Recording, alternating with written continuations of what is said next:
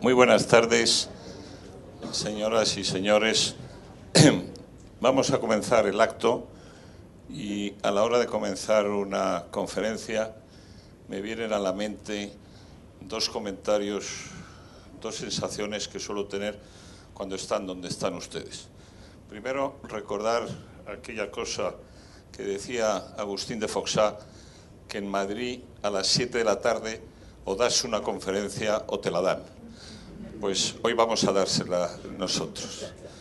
Y la otra era una cosa que decía Somerset Maugham cuando empezaba una conferencia a una hora así un poco difícil.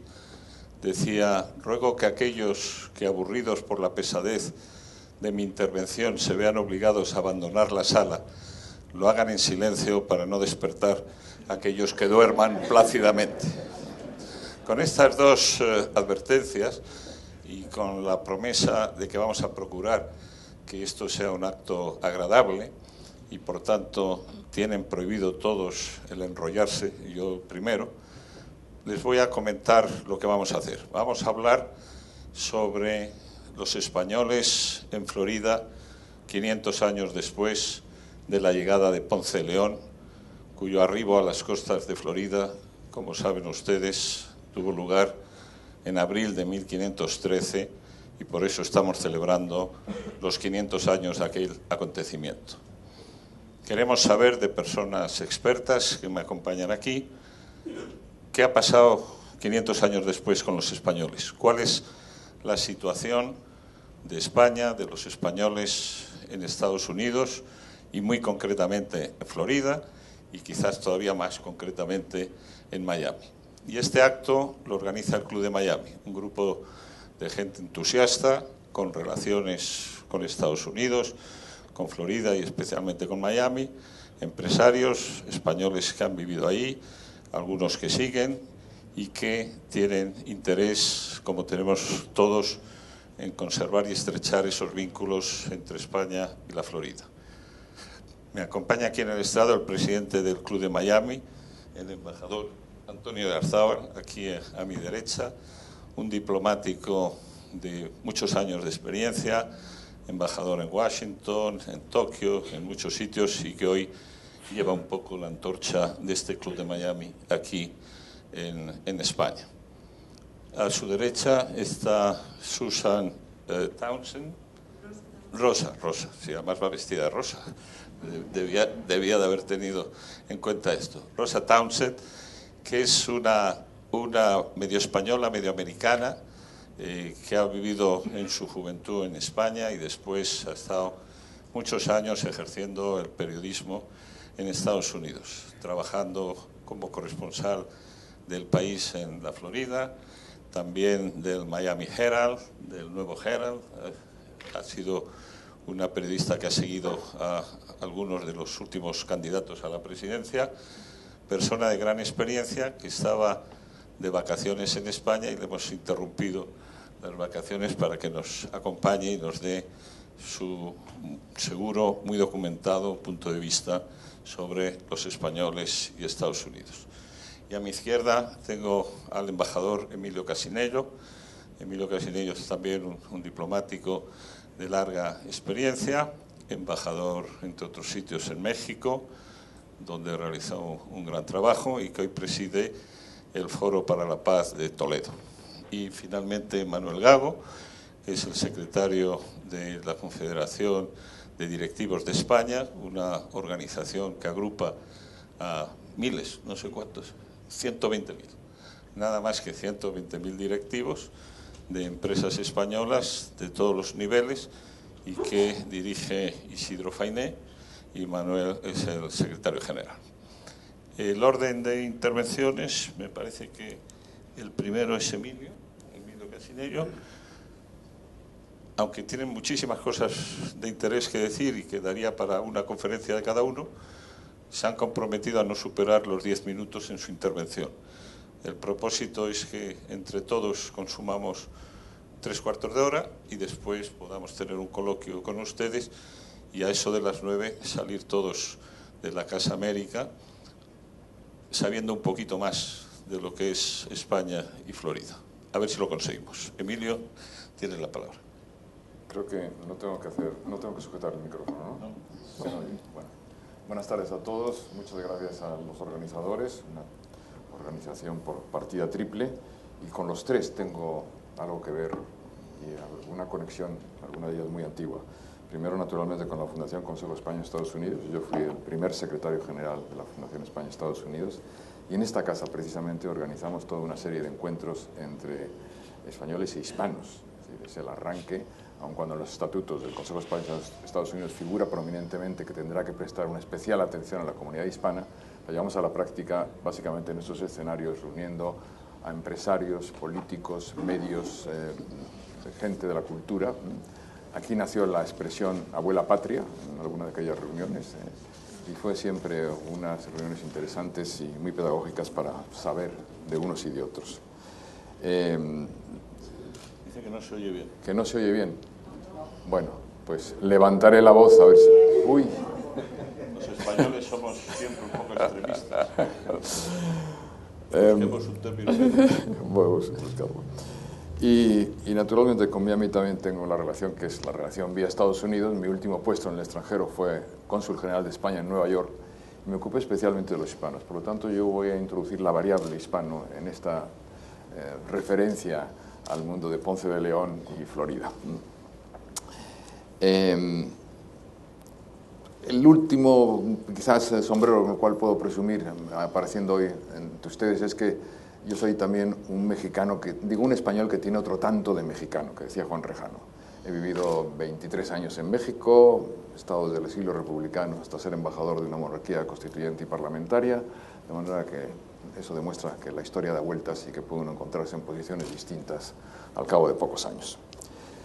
Vamos a ver, yo me voy a referir a una realidad compleja, y como todas las realidades complejas segregan mitos y provocan fantasías. Quería empezar por el nombre de las cosas. Hispano. Hispano es un nombre que aparece en el censo de 1970 y que la mayor parte de la gente considera o pensó durante muchísimo tiempo que esto era una invención anglosajona, de algún WASP simplificador y quizás perezoso intelectualmente, que pretendía emulsionar la identidad, una identidad de una comunidad compleja, de una realidad compleja, una homogeneización indebida. Pues no, la autora y el derecho de propiedad sobre el rótulo de hispanos pertenece a una mexicana que se llamaba Gracia Flores Hughes, que trabajaba en el censo norteamericano, que está dentro del Ministerio de Comercio, del Departamento de Comercio, de origen mexicano, y que pensó que latino podía incluir a los italianos. Y teniendo los italianos la presencia demográfica que tenían en Estados Unidos, prefería que montar alguna frontera que dividiera y individualizara. Y pensó naturalmente que en la presencia totalmente marginal de la comunidad española no había posibilidad de confusión, y por eso los llamó hispanos. ¿Cuáles dentro de Estados Unidos las preferencias? Porque es evidente que hispano y latino dentro del mundo y de los escenarios norteamericanos son equivalentes. La verdad es que yo me he encontrado haciendo ciertas estadísticas de las referencias en los medios con que hispano predomina quizá en escenarios o en referencias académicas y culturales, mientras que latino está más en el ámbito de los medios y de los medios artísticos, pero son equivalentes. Una pequeña excursión, lo de latinoamericano podría hacer pensar que latino es un apócope de latinoamericano. No, y ahí me lleva a una de las cosas que se pueden subrayar en este caso. Hispano y latino es una categoría y es un fenómeno americano, estadounidense, hasta el punto que se ha intentado inventar también hispano-unidense como un concepto. Fuera de los Estados Unidos no existe el concepto hispano, el concepto latino, es propiamente estadounidense. Por cierto, cuando hablamos de América Latina, todo el mundo piensa también que esto es una idea y un invento de la Francia aviesa, y resulta que no, que efectivamente lo inventaron dos criollos, uno chileno, Bilbao, y otro colombiano, Torres Caicedo. De manera que podemos referirnos a América Latina y Latinoamérica sin necesidad de pensar que ha sido una operación francesa de marginación de la presencia española en América. Después de los nombres quería referirme a las cifras y a los números. En el censo del 2000 ya se contabilizan 35 millones de hispanos, sobre 208 millones de la población total, es decir, representan el 12,5%. En 1970 no representaba más que el 4%. En el censo de 2010 son ya 52 millones los hispanos, sobre una población de sobre 300 millones, es decir, que han subido al 16,7% y se han constituido como la minoría más extensa que existe en Estados Unidos. En el 2050 se prevé que sean un 30% de la población, prácticamente una tercera parte de la población norteamericana puede ser de origen hispano, unos 132 millones, aproximadamente la cifra que puede tener como población México en aquella época. El crecimiento de la población norteamericana ha sido del 9,7% en los últimos 10 años y de ese crecimiento el 43% ha estado a cargo de los hispanos. Esas cifras son reales. De esos hispanos, el 65-67% son de origen mexicano, de manera que aproximadamente 32 millones de los 52 serían mexicanos, puertorriquenses un 9%, 4,6 millones, casi otro tanto de los que existen en la isla, y de Cuba un 4%, 1,8 millones de cubanos, muchos de ellos concentrados precisamente en el estado de Florida. Han dicho a alguien que la demografía es el destino, y desde luego hoy la demografía de los hispanos en Estados Unidos condiciona el destino de los Estados Unidos, sin lugar a dudas. Hay una masa crítica ya suficiente para pensar que puede sobrevivir por sí mismo y que es ya un elemento estable poblacional dentro de la cartografía demográfica norteamericana. Espacio-territorio. Existía la imagen de que la población hispana, la comunidad hispana, estaba toda concentrada en ciertos espacios, básicamente el oeste y el sur norteamericano. Se ha producido una enorme dispersión en los últimos años, y no solamente ya se van de California a Florida, con la importantísima presencia en Nueva York, en Nueva Jersey y naturalmente en Miami, sino que se ha esparcido por todas las latitudes, con lo cual la presencia hispana se encuentra hoy cuando se proyecta el mapa norteamericano, se encuentra con una enorme dispersión.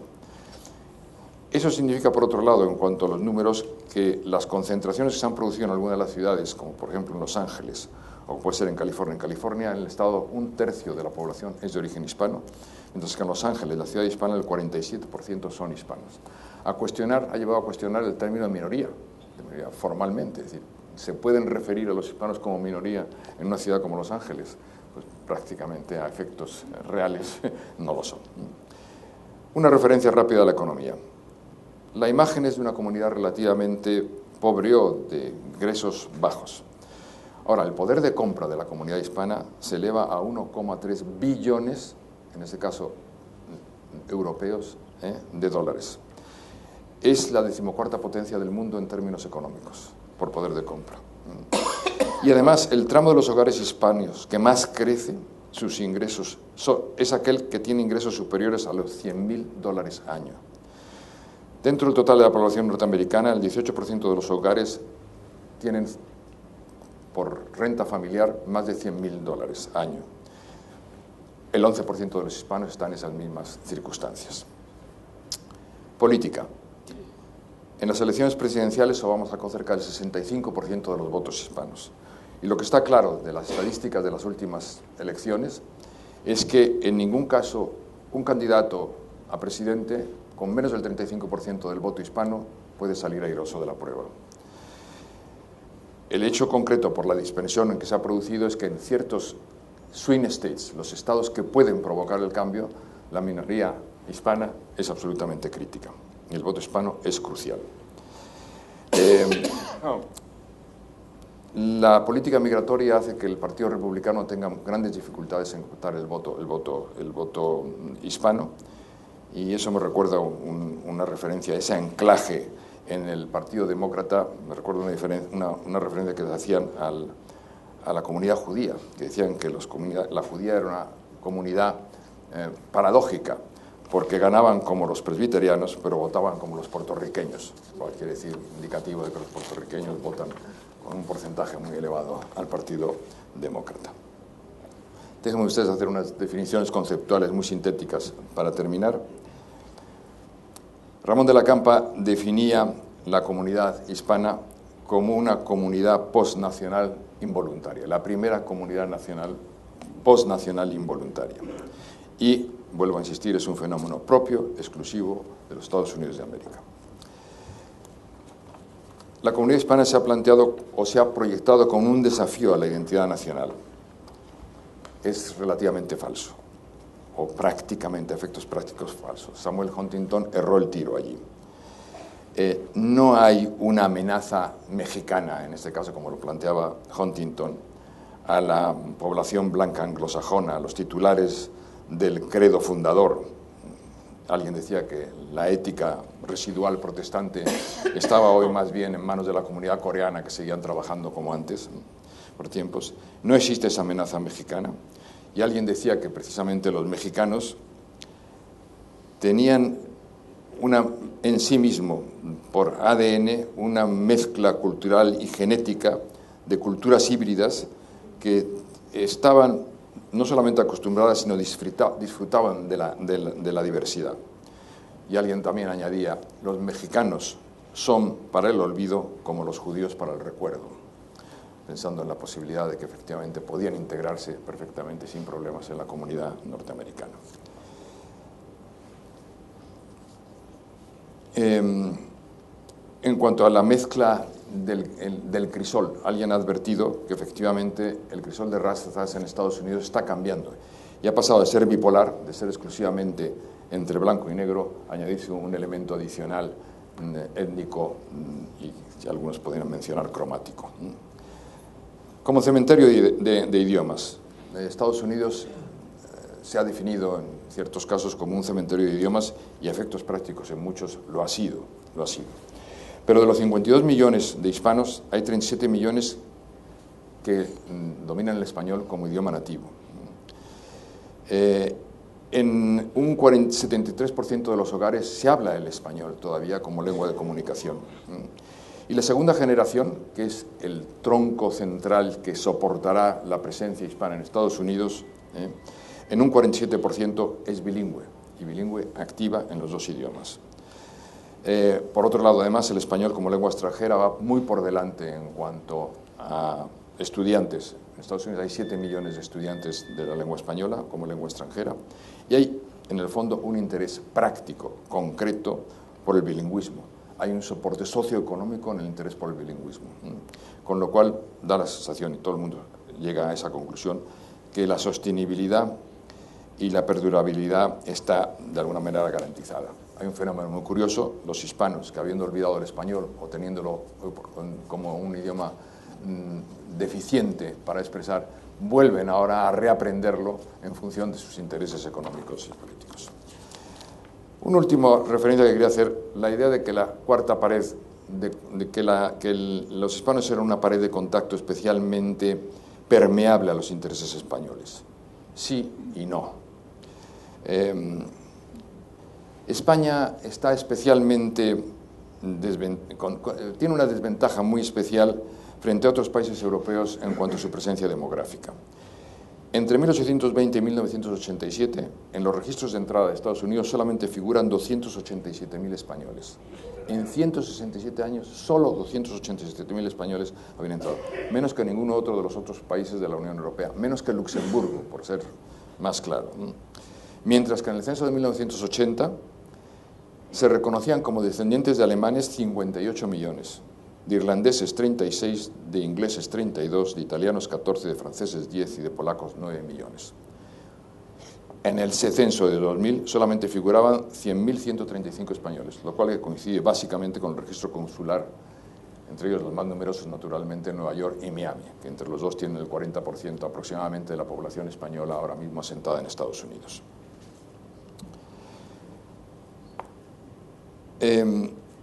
La conclusión es que la idea de que por compartir idioma, sustrato cultural y experiencia histórica nos puede permitir a los españoles ignorar los intereses concretos y las circunstancias prácticas es básicamente errónea. En las relaciones económicas y comerciales tenemos que convencernos de ellos. El precio, la calidad, la innovación, el servicio postventa son datos críticos que no borran los anteriores elementos, y que neutralizan los afectos y las afinidades. Es indispensable, por lo tanto, explicar dónde y cómo y en qué terrenos coinciden nuestros intereses y los de la multiforme comunidad hispana para poder operar con cierta habilidad. Termino con una cita de Luis Vives, del siglo XVII, haciendo una referencia que él hacía en aquella época de que el español trasplantado es mejor. Bueno, pues la conclusión a la cual llego yo es que los europeos, entre los españoles, los latinoamericanos como hispanos en Estados Unidos, los asiáticos cuando llegan allí, dan en Estados Unidos lo mejor de sí, en un clima estadounidense propicio al riesgo, al cambio y a la invención.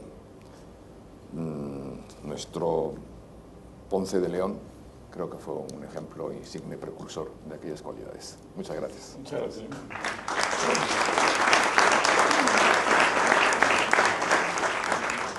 Manuel Gago, secretario general de la Confederación Española de Directivos y Ejecutivos.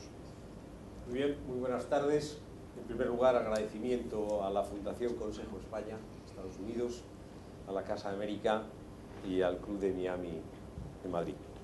Es un honor, una satisfacción poner en colaboración y participar en la sesión de esta tarde, fundamentalmente dirigida a los directivos, bien aquellos que quieren ir, aquellos que están y aquellos que quieren regresar. A los que quieren ir para apoyarles, ayudarles en ese proceso, en esa transición difícil. En un contacto directo y desde CEDE está abierta una plataforma permanente para poder ayudarles. A los que están con la comunicación en CEDE la tienen. Hay una comunicación real, directa, a través de la web, a través de los boletines semanales que pueden contactar. En definitiva, conocer de nuestras actividades de una forma presencial directa gracias al mundo que representa hoy Internet. Y a los que quieren volver para ayudarles en ese proceso del reencuentro, en relaciones, en los contactos, en volver a recuperar su posición en la realidad de nuestra actividad económica. CEDE, evidentemente, repito, está abierta desde la configuración que significa una confederación de asociaciones, todas las asociaciones de directivos que están vinculadas. En la partida lo importante es saber de qué vamos, por qué vamos, con qué vamos. Y hay una recomendación y es acudir al portal del Ministerio de Asuntos Exteriores y extraer un documento elaborado por Marca España en la que se hace el posicionamiento de España, claves de liderazgo, que les recomiendo lo recojan y mucho más aquellos que quieren ir. Estados Unidos reclama talento, con oportunidades laborales para perfiles cualificados en muchos sectores, en el ámbito de la sanidad, la docencia, las tecnologías, la electrónica y evidentemente informática, finanzas y la industria farmacéutica. Nueva York es un destino privilegiado. Si la exportación es una necesidad, la emigración es una oportunidad indispensable. Muchos de nuestros más jóvenes profesionales en estos momentos están considerándolo seriamente. La decisión de irse no es fácil, hay que prepararse y para prepararse lo mejor es tomar muchas medidas antes de ir, desde el momento en el que se piensa ir. Ser directivo en USA, además de una oportunidad excepcional, es un gran reto que requiere una gran preparación profesional. Y al acudamos a fuentes de información, el Ministerio, el ICES, las embajadas. La Embajada de Estados Unidos en España está perfectamente, sobre todo la oficina comercial, luego haré una referencia. Las escuelas de negocios, el IES, ESADE, el Instituto de Empresa, tienen preparación especial para ese momento. Y desde luego las grandes consultoras, desde KPMG, Deloitte, todas ellas, incluso si consultan la web, verán que hay información relativa a la comunicación hacia allí. Vencer sin peligro es ganar sin gloria, decía Séneca. Hay tres opciones para ir. La primera, ser enviado por la propia compañía, es la más fácil. Si la empresa le destina, es muy fácil conseguir visado, lo habitual es la visa L, y da derecho a que la esposa, si es que la acompaña, pueda trabajar allí. El requisito básico en este caso es que la persona haya estado trabajando en la empresa 12 meses en los últimos 3 años. El segundo caso es buscar empleo en una empresa. Eso requiere planteárselo desde aquí. No se puede acudir, coger un avión, aterrizar y ponerse a repartir currículums. Es obligatorio llegar con un contrato. No es fácil por las características del mercado americano. Aunque hay poco paro, hay una gran disparidad salarial y los salarios de las personas cualificadas son superiores a los de España. La tercera opción pasa por montar una propia empresa y aun cuando no está establecido un mínimo dinerario, se calcula que no debe ser inferior a los $250.000 y contratar a 5 personas. Existen diferentes tipos de visados. Hay una cosa, he preparado una documentación y por correo electrónico a aquellas personas que quieran estar interesadas se los podemos remitir. Y no quiero hacer referencia con detalle a ello si no es necesario. Trabajar en USA, lo primero es, la primera gestión, conseguir el número de la seguridad social, el Social Security Number, indispensable para cualquier cosa que se haga, para cualquier cosa, hasta para abrir una cuenta en el banco. En la contratación es muy importante tener en cuenta si se cubre o no se cubre el seguro médico y si no, hacer un seguro privado. Los costes sanitarios son, sinceramente, muy elevados. España y Estados Unidos han suscrito un convenio internacional de materia de seguridad social. Por tanto, primera opción, lo más importante, la primera consideración, el visado. Y no se puede ir de otra naturaleza, no se puede ir como turista queriendo ir a trabajar. Para conseguir lo más importante del visado es el famoso Green Card, que por cierto es blanco y rosa, y que es muy difícil de conseguir. Se puede conseguir por matrimonio, se puede conseguir también, en el caso ese de un éxito, en el sorteo, hay todos los años un sorteo, le llaman la lotería, y la tercera cosa es evidentemente por la contratación de una empresa. Es caro, cuesta unos $8.000.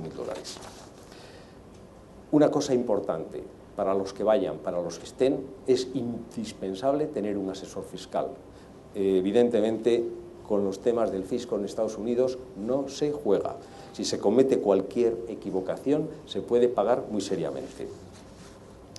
Bien, en todo caso, en relación con España, hay un convenio fiscal internacional que se puede consultar en la web del Ministerio de Hacienda. Decidir la instancia. Bueno, es muy importante, los costes son elevados y depende de la ciudad a la que se vaya y las circunstancias. Son considerablemente elevados y no es lo mismo ir solo que ir acompañado con la esposa. Y depende de las ciudades. Hay que tener en cuenta un hecho, los costes de enseñanza. No nos sorprenda que se representen los $2.500 por niño y el resto de costes son caros. O sea, hay que tener muy en cuenta todos estos aspectos. Y a la hora de decidir el cuánto tiempo se va a estar, se recomienda entre 3 y 5 años, por aquello de encontrar un equilibrio entre la euforia primeriza y lo que sería la costumbre del arraigo. Hay que preparar el regreso, y eso forma parte casi de una estrategia pensada. Aquello de Veni, Vidi, Vici, de Julio César, y para ello hay formas. Si se van con compañía, existen procedimientos y hay compañías consultoras que se dedican a esto. En el caso concreto, una de ellas, KPMG, cuenta con un departamento especializado en esta materia. El título. El reconocimiento de título es un requisito previo y se tiene que hacer a través de alguna agencia especializada en conseguir la acreditación. Es indispensable conseguirlo. Y luego entender la cultura. Y les voy a poner un ejemplo de una referencia de cultura. ¿Qué piensan los directivos en Estados Unidos en diferencia con los targets de los directivos en Europa o en otros lugares? Y apelo al Conference Board, que en una publicación reciente comenta los 10 objetivos target. ¿Saben ustedes cuál es el más importante? La excelencia operativa, que supera los costes, que supera la mejora de costes. Excelencia operativa va mucho más allá. Ocupa en el rango de los europeos la 5ª posición. En el caso de los europeos, la primera es la gestión del capital humano, la gestión del recurso humano. Bueno, en fin, lo que quiero decir es que es muy importante conocer la cultura, enterarse de partida, y hay muchos mecanismos para hacerlo. En USA yo creo que se ha dicho ya todo, pero sí quería apuntar una cosa, y es que efectivamente hay esos 100.000 españoles censados. El cálculo que estimamos es que habrá por encima de un 10% que son directivos o profesionales altamente cualificados. Calculemos que entre 10 y 15.000 son estos. Y además están bien, hay muchas asociaciones, hay una colectividad real y hay una presencia real. Pero el peso de lo español va mucho más lejos. El peso de lo español va, efectivamente, de lo que representan lo español a través de lo hispano. El dato del censo, hay una realidad. El censo del año 2010 se declaran 635.000 americanos como españoles. Forma parte del censo, no quiere decir que lo sean, sino que a la hora de inscribirse han anotado, han hecho la muesca de Spaniard. Pero habían sido solo 82.000 en el año 2000. Este es un dato relevante. Pero, en fin, yo creo que ha sido mucho más todos los datos que nos ha suministrado el señor embajador, por la oportunidad que representa para España el colectivo de lo hispano. Recibimos una media de 1 millón de turistas que no vienen directamente a España, sino que hacen recorrido. España es un punto más. Normalmente vienen a Europa y España, pero es importante, 1 millón. Y vamos, del orden de 300.000 todos los años. Hay una enorme visibilidad en mundos como la cocina, la cultura, los actores, el cine, etc. Pero no es menor en los ámbitos de investigación científica, en los ámbitos de la salud y también en el ámbito hoy ya profesional, empresarial. Importante y destacado. Hay una tendencia creciente.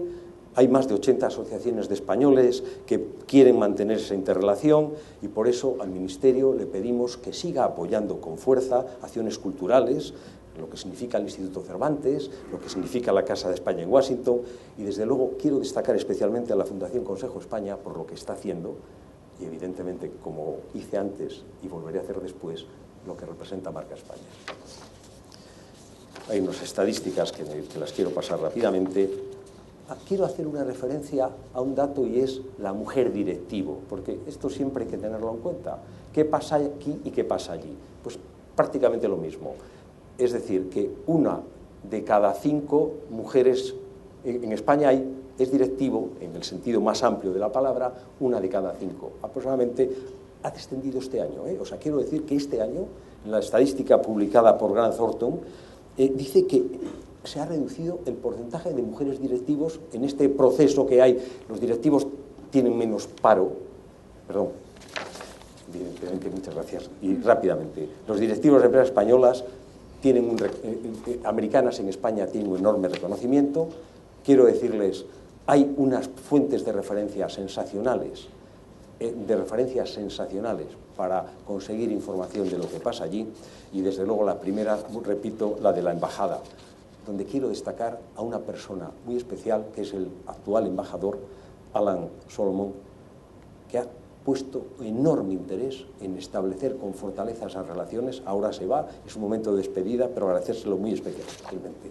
Las inversiones españolas han crecido considerablemente, han crecido en muchos ámbitos, y Miami, en concreto, hay más de 350 empresas españolas que dan empleo aproximadamente a más de 15.000 personas, más de 15.000 empleos. La presencia de empresas españolas en Estados Unidos es ahora en todos los ámbitos, en la infraestructura, en las tecnologías, en los servicios. No hay más que acudir al aeropuerto de Nueva York o al de Miami y ver que hay una empresa española, Eulen, que está dando allí prestación. No hay más que ver lo que está haciendo Abengoa, lo que está haciendo Grifols, lo que están haciendo compañías en todos los ámbitos. Es una presencia de directivos y de empresas.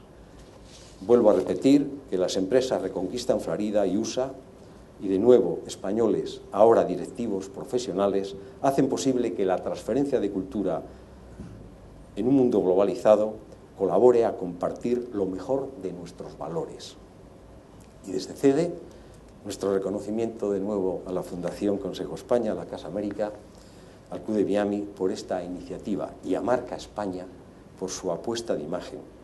Y muy especialmente a quienes deciden salir para crecer, para progresar, para compartir conocimiento y experiencias. Cuentan en CEDE con todo nuestro apoyo y nuestra disponibilidad. Muchas gracias.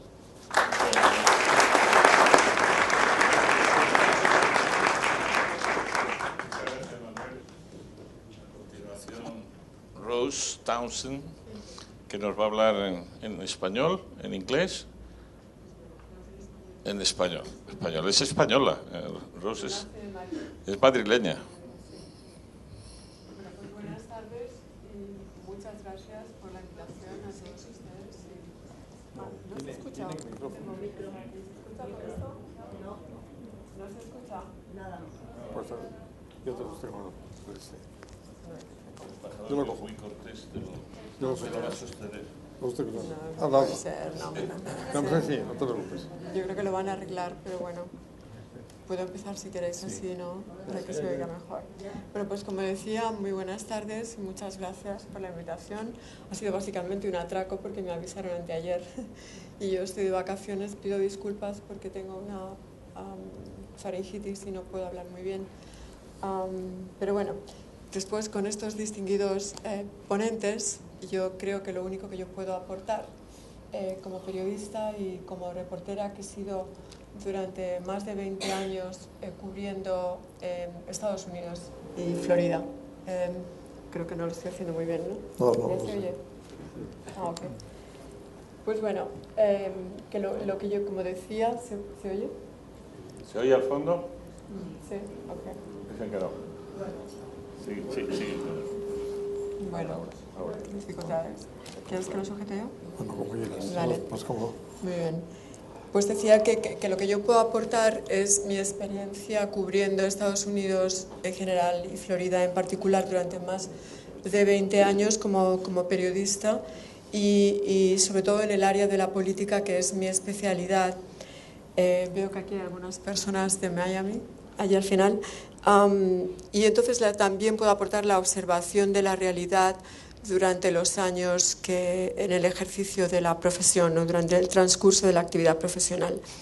El vínculo histórico que une a España y Florida está particularmente vivo en la actualidad, y no solo porque se cumple el 500 aniversario de la llegada de Ponce de León, sino porque el Estado de Florida, que por cierto es la cuarta economía de Estados Unidos, es el centro de la actividad comercial y cultural española en Estados Unidos. Son realmente cerca de 400 empresas de las 600 españolas en Estados Unidos que tienen allí su sede e invierten cerca de 7.000 millones de dólares. Han creado, como decía uno de los ponentes, cerca de 18.000 puestos de trabajo.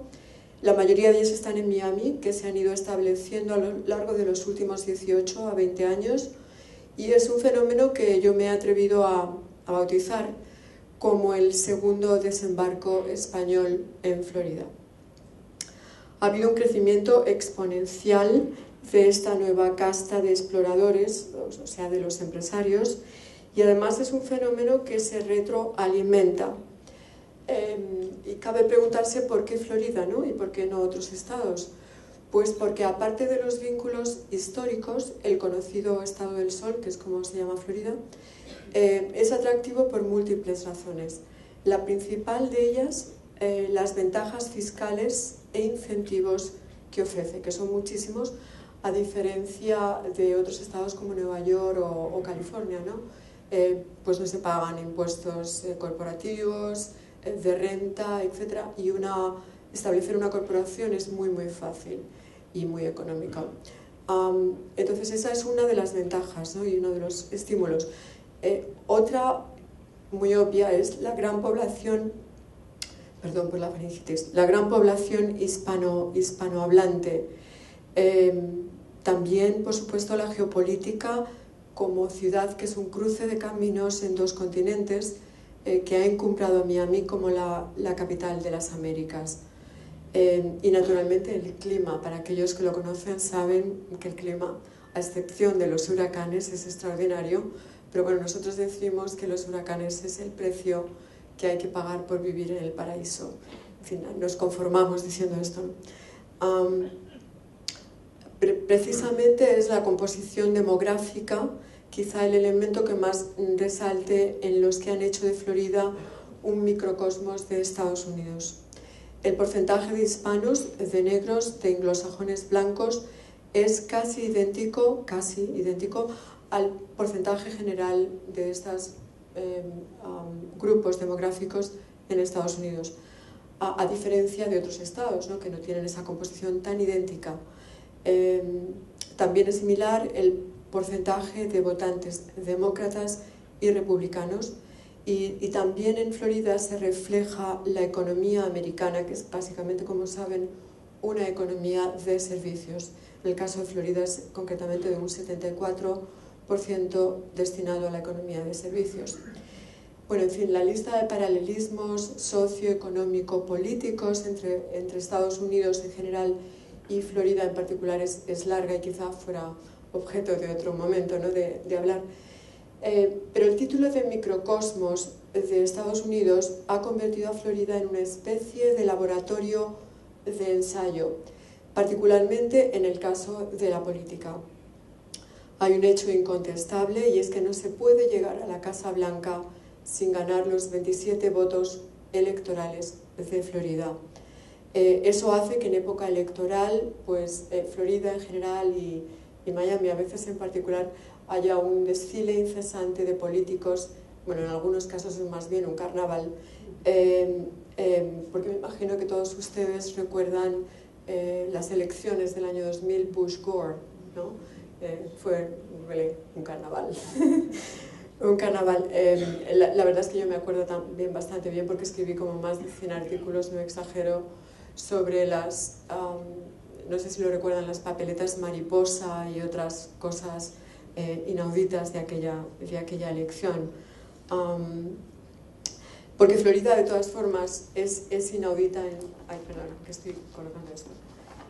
Decía que aquellas elecciones fueron inauditas y que Florida en sí es inaudita. Y Miami particularmente se lleva la palma en este sentido. Probablemente es algo que no conozcan aquí, ¿no?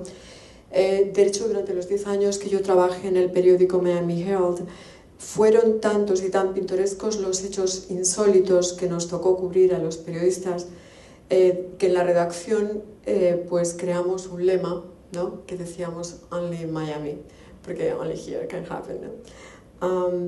En este sentido, si alguien lo quiere leer, mi colega Dave Barry, que yo creo que tú lo conoces, Rafael, pues escribió artículos muy divertidos sobre este aspecto de Miami, ¿no?, que no es tan conocido.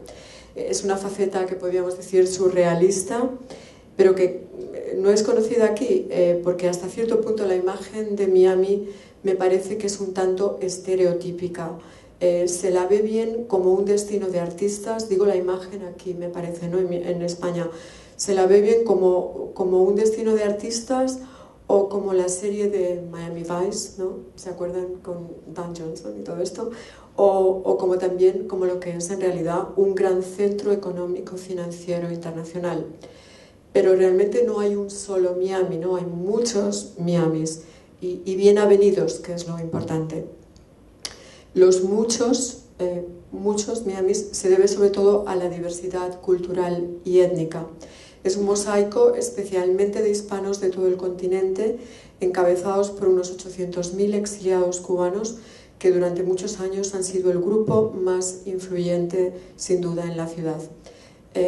Pero también hay una notable comunidad haitiana, brasileña, y luego están las modelos guapísimas internacionales que están en Miami Beach, que todos conocen, los snowbirds, que para aquellos que no conocen los snowbirds son los que viven en el norte, que vienen los inviernos al clima cálido de Florida, ¿no?, o que vienen también de Canadá. Entonces tenemos, como decía, las modelos, los snowbirds, la gama de hacendados latinoamericanos que huyen de las crisis y ponen su dinero a buen recaudo, en una de las más de 900 instituciones bancarias en Miami, porque Miami es el principal centro de banca internacional de Estados Unidos. Y además cuando a Latinoamérica le va mal, el dinero emigra a Miami. Y cuando a Latinoamérica le va bien, pues el comercio con Miami se incrementa. Con lo cual Miami nunca pierde, esa es la realidad, ¿no? De ahí su vitalidad económica, social y cultural. Solo 2 datos. Es el primer puerto de cruceros del mundo y el primer puerto de cargo de Estados Unidos. Y tampoco le falta, diría yo, esta es una pincelada pintoresca, sal ni pimienta. Me explico. Aburrirse en Miami es bastante difícil. Y parte de ese aderezo, de esa siempre fascinante mezcla, son como los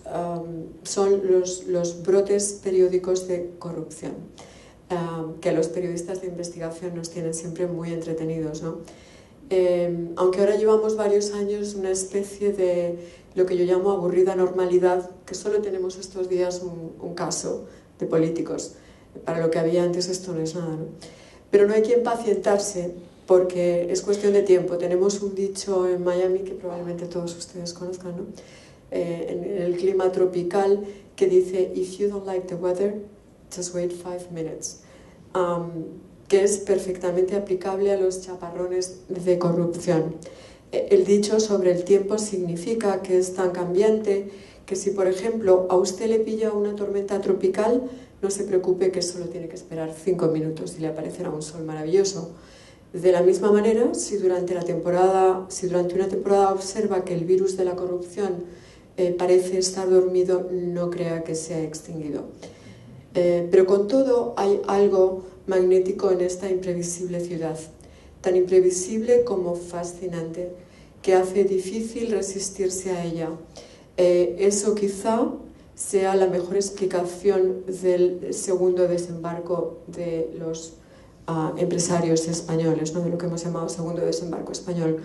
Ponce de León tuvo un buen olfato cuando desembarcó en Florida en busca de la fuente de la juventud. Actualmente esa fuente se mide en dólares, en miles de dólares, más que en estética y salud. Aunque en cirugía estética, por cierto, Miami es también una potencia. Y con esta nota, pues que más bien es de revista del corazón que de una mesa tan seria, pues concluyo la ponencia. Muchas gracias.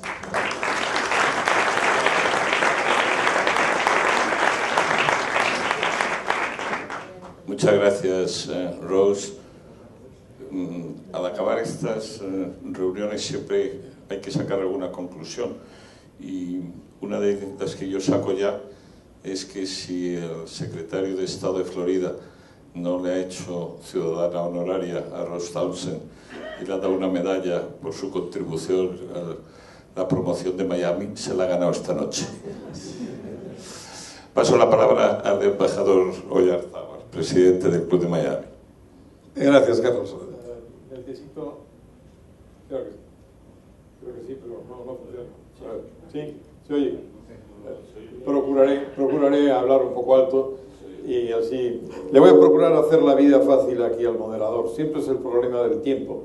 Y solamente voy a decirles a ustedes que en Japón, cuando me tocaba decir una conferencia, al fondo del salón había una señorita vestida de geisha que no hacía otra misión más que inclinarse de vez en cuando, y cuando se acercábamos más o menos a este momento se volvía y sacaba un cartel que decía 5. Lo dejaba pasar un minuto, lo cual sacaba otro que decía 4. Y así llegábamos naturalmente a uno que fuese quien hablaba, terminaba la conferencia justo a tiempo. Es el sistema que mejor funciona. Bueno, yo voy a procurar no pasarme de mi tiempo y decirles a ustedes que en este momento yo creo que esta misma reunión que estamos organizando y todas las conferencias tienen uno común objetivo, que es, vamos a decir, el reto de nuestro prestigio. Aquí, Carlos y los demás que están trabajando con él, el Ministerio, agradezco mucho al Secretario de Estado que haya encontrado tiempo para venir, tienen hoy por hoy el reto de volver a reconquistar un prestigio que de alguna manera se nos ha ido escapando un poco estos últimos tiempos. De ahí la operación Marca España, que creo que es enormemente oportuna, y ahí también todos los esfuerzos que se están haciendo para que España vuelva a ser pues ese país modelo que ha existido hasta hace muy poco tiempo. ¿Qué argumentos, qué armas tenemos nosotros en Estados Unidos, que es concretamente de lo que tratamos hoy?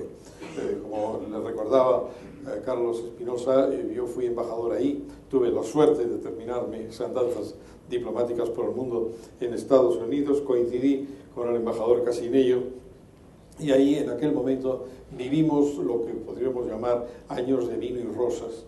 Todo iba bien, el segundo mandato de Clinton, Norteamérica se encontraba en la cumbre de su poderío, no solo político, militar, también técnico, cultural, apenas nadie le hacía sombra.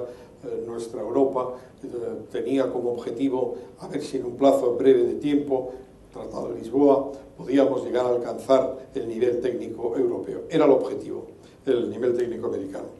Bueno, en ese conjunto de países europeos, España también se beneficiaba del momento. Teníamos un prestigio adquirido, en aquel momento pues los viajes oficiales se multiplicaban, salíamos de un largo periodo de desconocimiento y la verdad es que nos pusimos de moda. Habíamos organizado la gran exposición de Sevilla, lo organizó el embajador Casinello, entre otros. Habíamos tenido una Olimpiada triunfante y todavía en Estados Unidos se nos miraba con cara de asombro. Mira, mira lo que están haciendo. Bueno, dicho esto, seguía habiendo una gran ignorancia de nuestra historia y de nuestra realidad. Digamos pues que ese fue un reto, lo sigue siendo, es verdad que se ha mejorado mucho. Es verdad que la gente se va interesando cada vez más, pero era asombroso, y yo creo que lo sigo siendo, la cantidad de americanos ilustres, de gente pues, con muchos medios que vienen a Europa, que tienen orgullo de descender de irlandeses, de italianos. Llegaban a España y decían, no he tenido ocasión de ir a España, pero a ver si en los próximos años encuentro un momento. Me quedaba perfectamente perplejo, y eran muchísimos. Esto es un problema histórico, viene de atrás, parece mentira que desconozcan toda esa realidad de su identidad actual, ese enorme porción de Estados Unidos con nombres españoles, no digo hispanos, españoles, con personajes que han sido como Ponce de León, parte de su historia, y como algo que también he recordado en alguna otra charla que he dado por ahí, cuando se visita San Agustín, y se habla de que es el primer fuerte europeo en América, que todo lo que lleva, y es verdad que tiene la bandera de Castilla ahí, pues lo que poca gente sabe es que en el medio de la ciudad existe una plaza ilustre grande que se llama la Plaza de la Constitución y que tiene un monumento en el centro. Todo el mundo pensará que es la Constitución americana, pues si se acercan ustedes al monumento verán que es el monumento a la Constitución de 1812, a la Pepa, porque en aquel momento a San Agustín y la Florida eran españoles. Es solamente para decirles a ustedes a veces lo increíble que resulta la ignorancia del español en cualquiera ha sido su vecino más próximo durante más de 200 años, 300 años, y al mismo tiempo, hasta muy recientemente, tenemos toda clase de relaciones. Si miran ustedes en otros aspectos de la historia, verán que nuestros conquistadores fueron los primeros que introdujeron el caballo. Imaginen ustedes la importancia del caballo en la cultura, no digo ya americana, de Hollywood. No hay caballo y no hay John Wayne. Por tanto, eso ahí no se sabe que fueron los españoles los que se llevaron los caballos españoles y los Mustang, que eran otra cosa que los Stallions, los caballos españoales. Todo esto es un poco para darles a ustedes el panorama que vivíamos en aquel momento. ¿Qué nos encontramos ahora?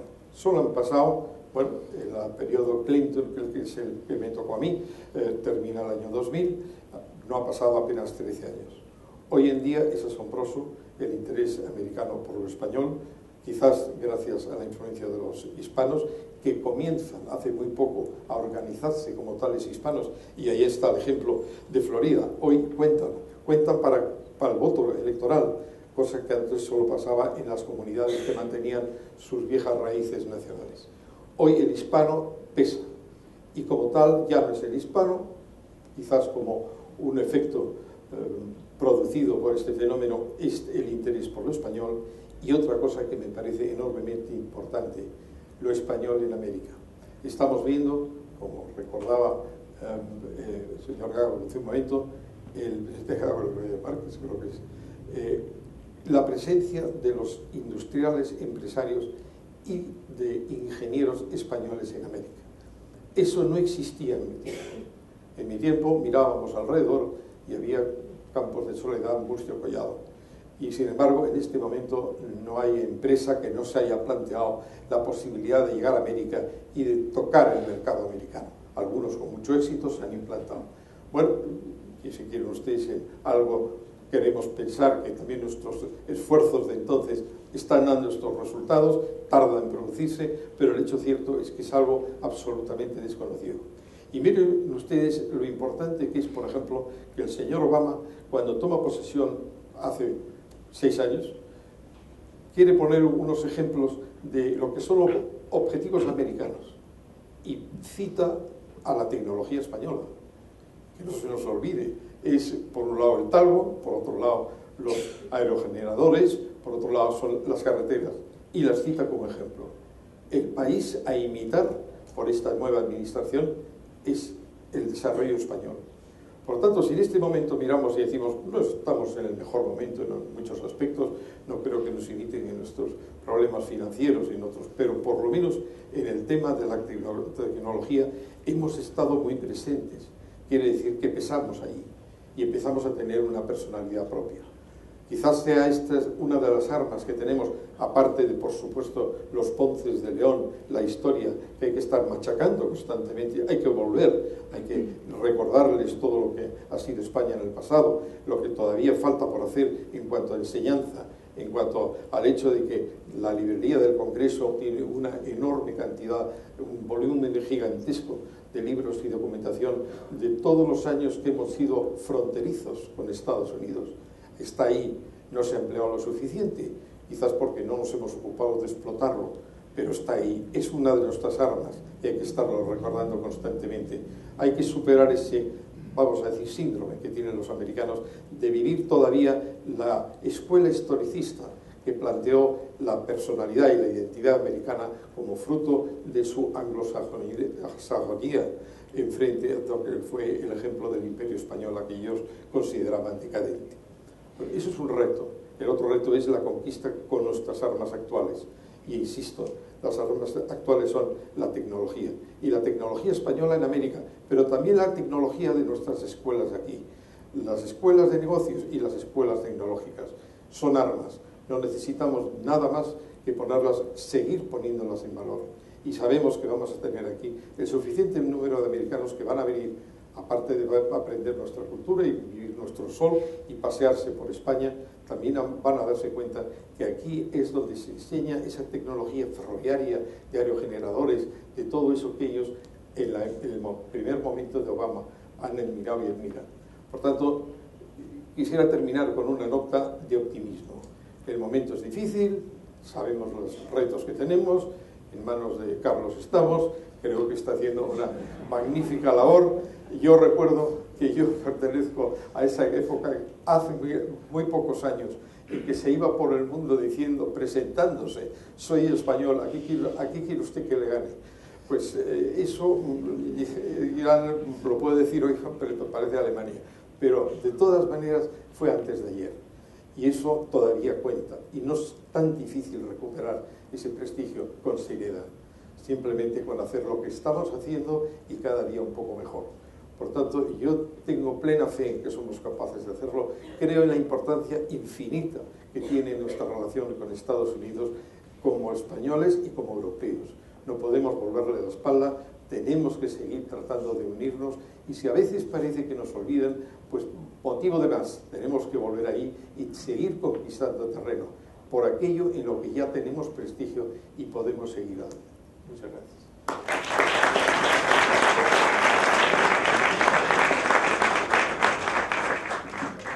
Había algún momento en que he tenido la tentación de convertirme en geisha y mostrarle al embajador que el tiempo lo estaba sobrepasando, pero me ha parecido tan brillante y comparto tanto lo que ha dicho Antonio Arzabal, que creo que hubieran ustedes perdido parte de su contenido. Quizá el único error ha sido el que ha tenido al final diciendo que están en mis manos.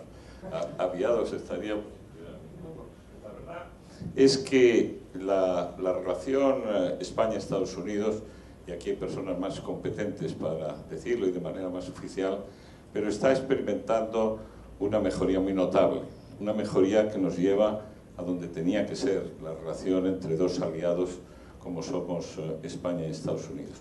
Y dentro de esa relación, Florida tiene una relación especial, razones como las que ha explicado Rose. En este momento hay 80.000 puestos de trabajo en Estados Unidos ofrecidos por las empresas españolas que ahí están presentes.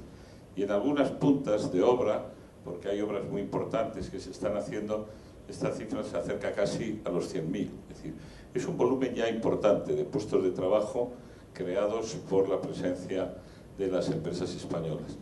Y el mensaje que queremos dar, aprovechando este quinto centenario de la llegada de Ponce de León y las celebraciones que vienen después para conmemorar los 300 años del nacimiento de Fray Junípero Serra y todas las misiones que van denominando con nombres españoles a todas las ciudades, desde Monterrey hasta Alaska, es el mensaje de España como país tradicional y moderno al mismo tiempo.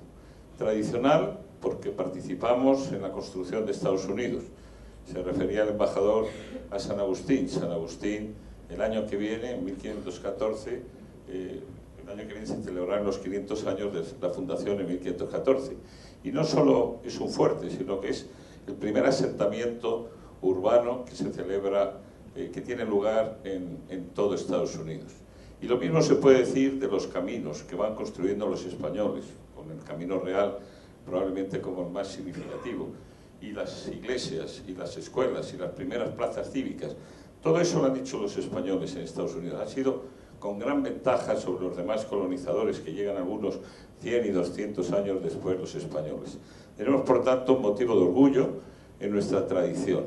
Y lo que queremos decir es, ahora, 500 años más tarde, los españoles, y esta es la dimensión moderna de nuestro país, están presentes también en la construcción de Estados Unidos. Porque la Catedral de Los Ángeles la ha hecho un arquitecto que se llama Moneo. El centro de visitantes en la zona cero lo está haciendo Calatrava.